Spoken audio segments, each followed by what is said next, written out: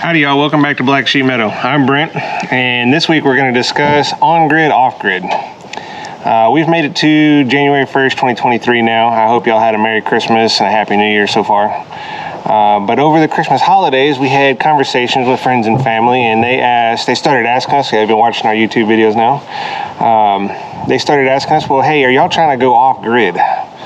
And I can tell you, I wanted to say, hey, we really don't want to go off grid. But so here's my video and my take on it. So let's look at the definition of off grid first. Off grid would basically mean no public utilities, no public water, no public sewage, no public electricity, or basically everything contained inside your homestead. Now, I know there's a lot of people out there trying to do the off grid thing, and I see it's kind of hilarious because they're still running gas generators that they have to go to the gas station to buy gas for. The same thing, even here with us, we have our own diesel fueling station. We have our own propane tank for heat and cooking at the house. All those things at some point in time are going to require the outside source off the homestead to come in and refill or supplement in some kind of way. So if you're really looking at truly off grid, go build you a hut in the woods and make you an adobe mound or something of that nature. That's truly off grid. So what we're here trying to do is basically, without trying to get into anything political or too deep in economics, I think anybody can look at what the world is going to in the past 3 to 4 years now. What we're trying to achieve is basically having our own grid if the grid fails. When it comes to self-powering the house, like the solar systems or wind power, I've seen people put up personal wind turbines. Wind, I'm not quite so sure. I don't have any wind setups here, but I do have some solar, and to say the least, it's been quite disappointing. So when it comes to backup electricity, hands down, generator is going to be by far the most dependable and the most robust as far as being able to supply what we need as far as electricity. Now, don't get me wrong, there's going to be people out there that have solar systems that power battery banks, that charge their laptops, their computers, their cameras, upload videos to YouTube, etc. and so on. But the reality of it is come summertime, like this past year, we had like over 100 days of 100-degree plus temperatures. And that gets to be quite miserable. And the air conditioner is going to give any solar system in a reasonable manner a run for its money, because a solar system, it's for a private home use anyways, is not going to be able to keep up with an air conditioning system at the rate we use air conditioning in a modern society. Of course, if we wanted to drastically cut back and make our, we got 2 hours in the afternoon, we're going to utilize air conditioner in the summertime, yes, the solar system could charge a battery bank and achieve that, especially if we cut down, instead of air conditioning a whole house, we air condition half of a room. That would be achievable with the solar system. But the solar is just it's not going to produce enough power compared to what the grid can supply us for the same cost. Basically, any power company is going to supply you with electricity far cheaper than you can make it yourself. That's just the reality. So, but what we're doing is we are trying to focus on having our own grid if the grid is not available. So I just wanted to bring that out. That's what this video is about. Like I said, we got quite a few questions over the Christmas holidays about what we're trying to do out here. I think but not 2 years ago, I remember walking through a grocery store seeing 4 empty aisles, like 4 consecutive aisles with absolutely nothing on the shelf. So that's what really kick-started me and Amber into doing what we're trying to do here. So I'm going to take you along just a few of our preps that we have. I think we're going to discuss electric today with our backup generators. I'm probably not going to get into solar too much. I do have some solar. I'll probably save that for another video. We have a water well and a rainwater collection system here for our water. And then when it comes to our food, if y'all watched our previous videos, we're talking about growing 80% of our own food this year, which it's January 1st, and we've already had a few good hiccups there. So I'm going to touch base with a few different of those topics today, and hopefully we'll make a good YouTube video for you. Hang in there. All right, let's get into our generator, our backup power. This is a Thermo King generator unit. I believe this unit actually came off of a tugboat at one point in time, or not a tugboat, a shrimp boat. It was probably powering some refrigeration units. I'm using approximately 12,000 watts of power off this generator. We have, for our homestead, we have 2 power or service poles for power coming in, 200 amps apiece. I can split this and pretty much run anything that we need to. It was obviously, we didn't have this generator set up for the freeze of Texas 2021. I got it very shortly after. We had a backup generator at that time, just a gas-powered generator. This one's diesel. We have a diesel tank here. If I haven't shown you all that in the opening clip, we're going to touch base on that here in just a second as well. But this generator setup, it has a 75-gallon built-on diesel tank to it. And I can pick this up with the tractor and move it wherever I need to, but my power hookup's right here. So if we ever do lose power at the homestead, I've got a cable that I just hook up, shut off my main breakers, going to the service poles, and run off my own power. But the fact that this one's got its own 75-gallon diesel tank built into it, we get about, it depends on how much load that we actually put on it. If we're running the air conditioners or heavy heaters or something like that, we'll get about 8 to 10 days out of 75 gallons worth of fuel. That's plenty of time to, if you're in a situation, you can figure out what you need to do to get more diesel fuel on the property if you're going to be going for extended periods of time without power. Once again, I think I mentioned in another video, the Generac generators that hook onto your natural gas lines in the city. That's fine as long as the natural gas is available. Like I mentioned before, the Texas Freeze 2021 in February, the gas lines were dropping pressure to the point where the systems were shutting off. So once again, we're out in the middle of the woods, so we don't have natural gas lines coming to our property. So everything we have here, we have to have here. You know, there's nothing coming in. So we're going to go on to the next. We're going to talk about our diesel fuel. All right, so here we are at our diesel fuel tank. This is probably one of the best things that I've done here recently, and multiple reasons behind that. First off, we have the diesel generator, which I can pull fuel from this fuel tank. Let's talk about the fuel tank first. It's a 550-gallon fuel tank. It's got a 12-volt electric pump to it. The 12-volt electric pump I have running on a battery that I tried charging with some of my solar. The battery for this diesel tank is eventually going to be paired with our generator, so it's going to be one and the same, so I can monitor the battery state throughout the year. But the diesel tank is 550 gallons. Like I said, we got a 12-volt diesel pump to where even if we don't have power, AC voltage power coming in for the generator, whatever, I can still power this pump off of a battery on a truck or a tractor and get diesel fuel started for something. So one of the things for this, we found, obviously here in the fall of 2022, the big thing was, hey, we're running out of diesel fuel, right? So that was not really an issue for us. You know, we kept our tank, anytime it falls below, say 25%, I call them out, they come fill it up. Now, some of the perks for this have been when we buy diesel fuel in bulk, we can actually have it delivered sometimes 40, 50, 60 cents cheaper than what pump prices are in town. So there's a savings there. The downside to it is you got to be able to purchase it all at once. But if there's a savings of 50 cents a gallon and you're buying 500 gallons, you can save up your money to save a couple $100 on a fuel tank fill up.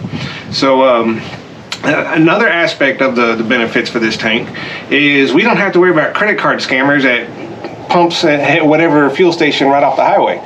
We don't have to worry about, twice now in my life, I've had issues where people walking up to me at the pump trying to get something from me, change or whatever. We don't have to deal with it. We don't go to gas stations anymore.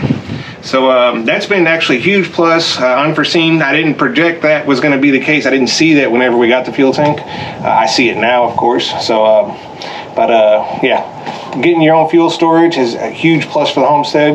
Like I said, we can continue to operate even if there is a shortage or whatever case may come along. So let's talk about our water.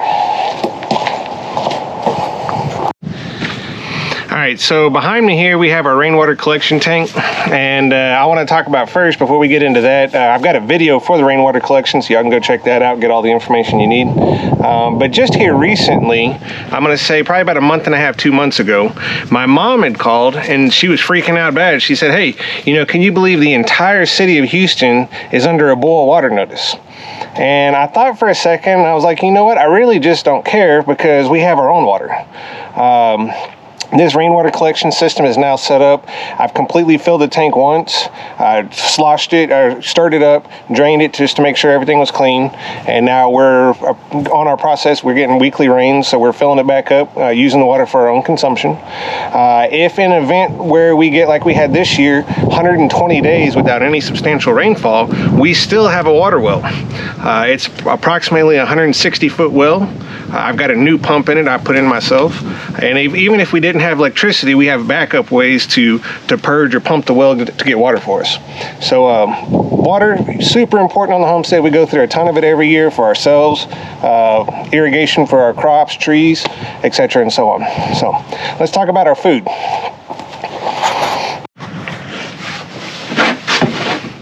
All right, guys, so I got Amber here with me. I finally got her to finish up her chores. She was knocking out some bee stuff for the homestead. So, but now we're going to talk about our final subject as far as on-grid, off-grid, and that is food. So I think we all know that in the early spring of 2020, the world had an event that it pretty much shut down. And there was a time there, we were actually up here at the homestead, and we made a trip to town, and the local highway was at a complete, I mean, there was no traffic. Like, we sat at an intersection looking both ways that normally we would have to wait for traffic, and there was literally not a single car for almost 10 minutes. When we made it into town, we made to a local grocery store, and we went down 4 consecutive aisles that did not have a single thing on the shelf because it had been wiped out. Yep. So the deliveries had stopped coming in, and there wasn't. And people were freaking out. I mean, y'all remember there was no toilet paper available. Yeah, people were going crazy, and they were buying up a lot of food that. Since then, we were already growing a lot of our own food, anyways. You know, I would say even back then, 30 to 40% maybe. We were doing a really good job of providing with the seasonal foods that you can grow. Correct. Yourself. And we enjoyed it. Preserving some, yeah. And we were already starting to preserve. And this is already, I think, our 7th or 8th year where we have not purchased beef. Oh yeah, we had started that for years. We've always been splitting half of a cow with somebody annually. That event just kind of pushed us to become a little more serious about it. Correct. To take it a little more into consideration of us, for one, knowing where our food comes from and not having to rely on the grocery store for as many items as we can prevent. So whatever we can do, we want to be able to do. When it comes to our food, though, we determined that we wanted a minimum of 2 years worth of food for the both of us. Emergency food. And a lot of our food, it's kind of spread out in an array, but a lot of our food is like the long-term storage, the 25 plus year. And that's a good idea to have, is to have a versatile amount of items of food. You don't want 1,000 pounds of flour. You know what I mean? Rice, or just rice, or it's preserved one way. So some of it is freeze dried, and some of it is vacuum packed. Some of it's in those Mylar containers. Some of it is in our personal bar cans, jars. Yeah, we canned ourselves. So there's some of it we dehydrated ourselves. So maybe we got a vast array, and we're still planning on replenishing. We want to be able to replenish 80% of our food on the annual. That was actually a scary thought for a little while. Like, hey, so most people got enough food in their pantry for a week, but what about a month?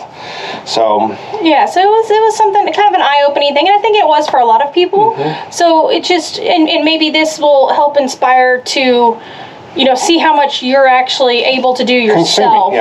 Something else I want to note too, we haven't talked about yet in any of our videos, but because we've been growing our own food, I've noticed, because I get the grocery bill every week, but I've noticed our grocery bill has been cut in half, almost a third, but less than a half of what our normal grocery bill would have been.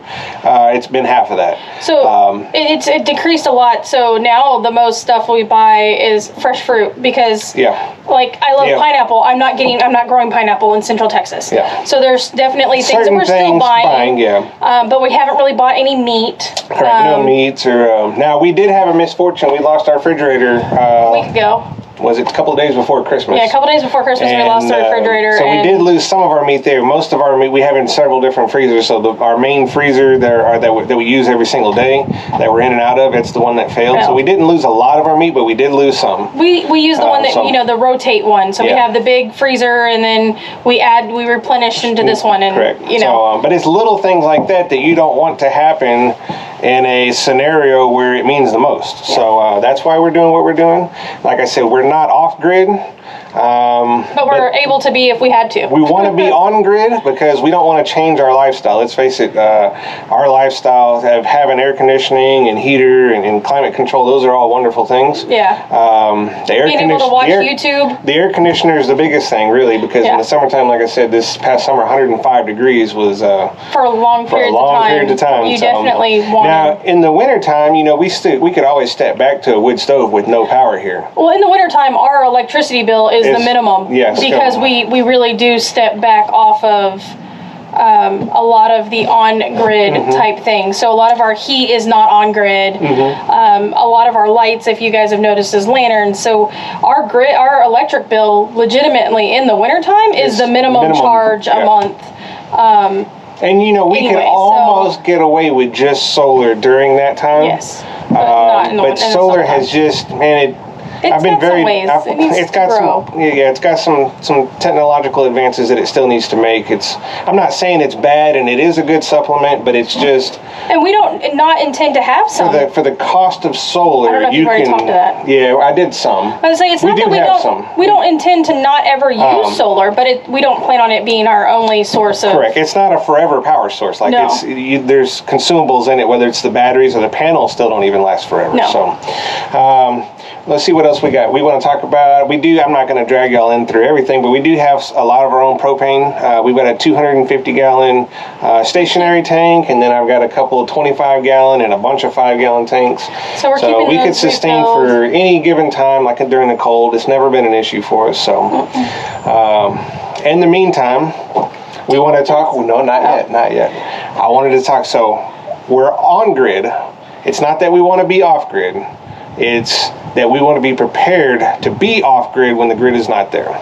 So that's like I said, the number one thing over the holiday season. Everybody's asked us since y'all started watching our videos now, are y'all trying to go off grid? Not that we're trying to go completely off grid. We just want to be ready for when it's not here. We want to be able to, if it goes down for any length of time, that we're not struggling. Yep. So, in the meantime, do all the things. Do all the things. Like, subscribe, ring the bell. Ring the bell. Do all the things. We'll see y'all next week. See you next week.